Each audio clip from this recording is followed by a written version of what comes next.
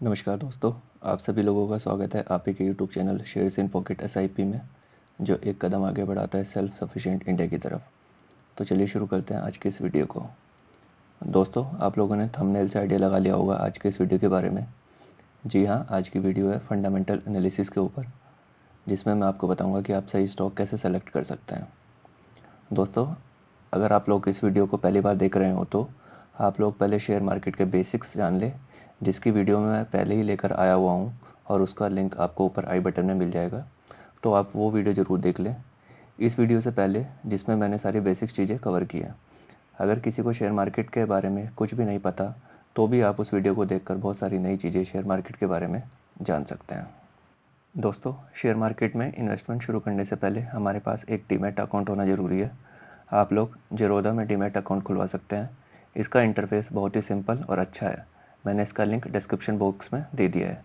चलिए शुरू करते हैं आज की फंडामेंटल एनालिसिस को।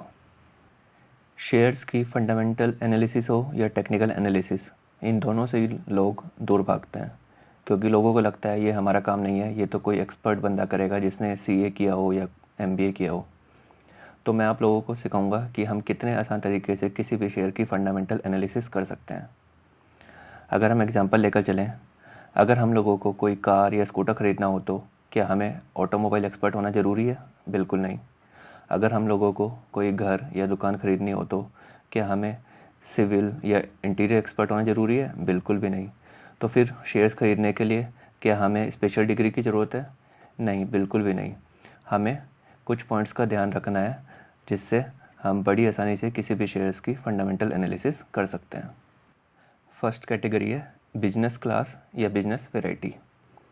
जिस स्टॉक को आप सेलेक्ट करने जा रहे हैं वो बिजनेस किस टाइप का करती है, उसमें ग्रो होने के कितने चांसेस हैं, क्योंकि आप उसी स्टॉक में पैसा कमा सकते हैं जिसका बिजनेस आगे चल के और बढ़ सकता है। अगर आप किसी ऐसे स्टॉक को सेलेक्ट करते हैं जिसके फंडामेंटल्स तो अच्छे हैं लेकिन वो बिजनेस आगे ज़्यादा नहीं बढ़ सकता, तो उस स्टॉक में आगे आपको लॉस ही होगा। एग्जाम्पल के तौर पर, अगर आप आज पेट्रोल और डीजल वाली कंपनी में इन्वेस्ट करेंगे तो आज पूरी दुनिया में उसका ऑल्टरनेट ढूंढा जा रहा है, जैसे कि इलेक्ट्रिक व्हीकल्स, और फ्यूचर भी इसी चीज़ का है। इसलिए आप सोच समझकर किसी अच्छे बिजनेस वाली कंपनी को सेलेक्ट करें जो आगे ग्रो ही होगा। सेकंड कैटेगरी है मार्केट वैल्यू या मार्केट कैपिटल, यानी वो कंपनी कितनी बड़ी है जिसमें आप इन्वेस्ट करने की सोच रहे हैं। यहाँ पर 3 कैटेगरी होती है, small cap, mid cap, large cap. Small cap companies की बात करें तो यहाँ ग्रोथ होने के बहुत चांसेस हैं, लेकिन यहाँ रिस्क भी बहुत ज़्यादा है। अगर कोई कंपनी जिसकी वैल्यू 1000 करोड़ है तो आगे जाके वो 1 लाख करोड़ की भी हो सकती है। ये तो हुआ हाई ग्रोथ।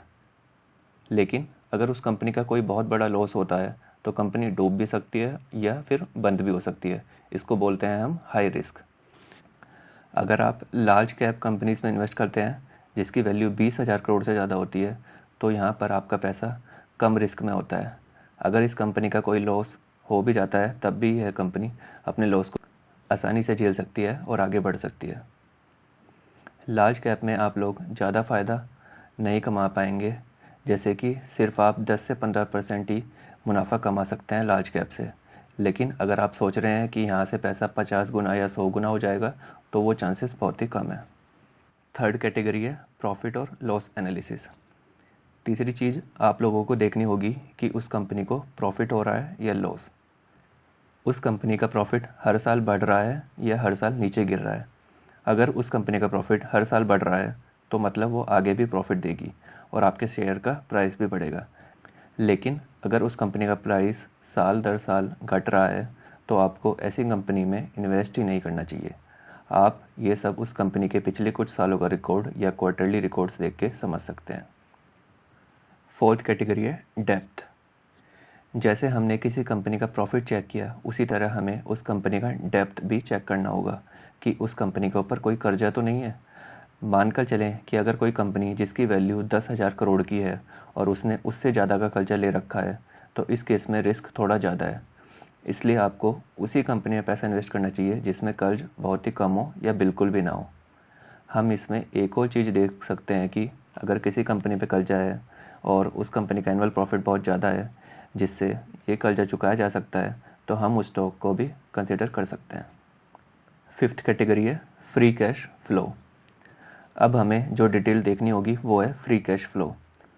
इसका मतलब है उस कंपनी के पास एक्स्ट्रा पैसा कितना है जिसमें वो अपने बिजनेस को और आगे बढ़ा सकती है या फिर डिविडेंड दे सकती है अपने शेयर होल्डर्स को। जिस कंपनी को आप सेलेक्ट कर रहे हैं उस कंपनी के पास एक्स्ट्रा कैश होना चाहिए। 6th कैटेगरी है प्रोमोटर्स होल्डिंग। प्रोमोटर्स वो होते हैं जिन्होंने उस कंपनी को बनाया होता है। आपको ऐसी कंपनी को हटा देना चाहिए जिसकी प्रोमोटर होल्डिंग 50% से कम हो। प्रमोटर की होल्डिंग जितनी ज़्यादा होगी उतना उस कंपनी के लिए और आपके शेयर प्राइस के लिए अच्छा होगा। इसके अलावा एक और चीज़ का ध्यान रख सकते हैं कि फॉरेन और डोमेस्टिक इंस्टीट्यूशन की होल्डिंग्स भी जितनी ज़्यादा होगी उतना अच्छा होगा। 7th कैटेगरी है रिटर्न ऑन इक्विटी। अगर आपने कुछ नॉर्मल चीज़ें देख ली हैं तो अब आपको उसकी फाइनेंशियल चीज़ें भी देखनी होगी, जैसे कि रिटर्न ऑन इक्विटी। इसको आप उस सेक्टर की और कंपनीज से भी कंपेयर करके देख सकते हैं। सिंपल तरीके से देखें तो अगर किसी कंपनी का रिटर्न ऑन इक्विटी 15 से ज़्यादा है तो वो अच्छा समझा जाता है। 8th कैटेगरी है रिटर्न ऑन कैपिटल एम्प्लॉयड। ऐसे ही आपको रिटर्न ऑन कैपिटल एम्प्लॉयड देखना होगा। रिटर्न ऑन कैपिटल एम्प्लॉयड अगर 20 से ज़्यादा हो तो उसे अच्छा समझा जाता है। 9th कैटेगरी है प्राइस टू अर्निंग रेशियो। अब नेक्स्ट चीज़ जो आप लोगों को देखनी होती है वो है प्राइस टू अर्निंग रेशियो।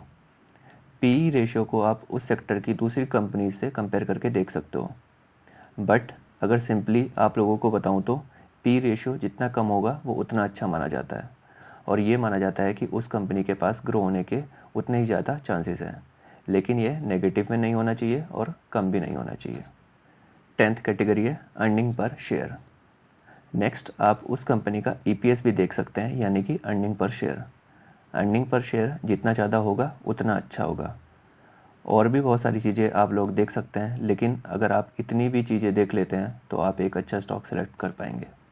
दोस्तों, अगली वीडियो में मैं आप लोगों को इसका प्रैक्टिकल करके दिखाऊंगा कि आप लोग कैसे इन सारी चीज़ों को 5 से 10 मिनट में बड़ी आसानी से देख सकते हैं। उसके लिए आप इस वीडियो को ज़्यादा से ज़्यादा लाइक करें और शेयर करें। थैंक यू गाइस, आप सभी लोगों का इस वीडियो को देखने के लिए। प्लीज़ चैनल को सब्सक्राइब करें और आप लोगों के इस वीडियो से रिलेटेड कोई भी सवाल है या आप शेयर मार्केट के बारे में कुछ भी जानना चाहते हैं तो आप कमेंट बॉक्स में कमेंट करके पूछ सकते हैं। Thank you guys.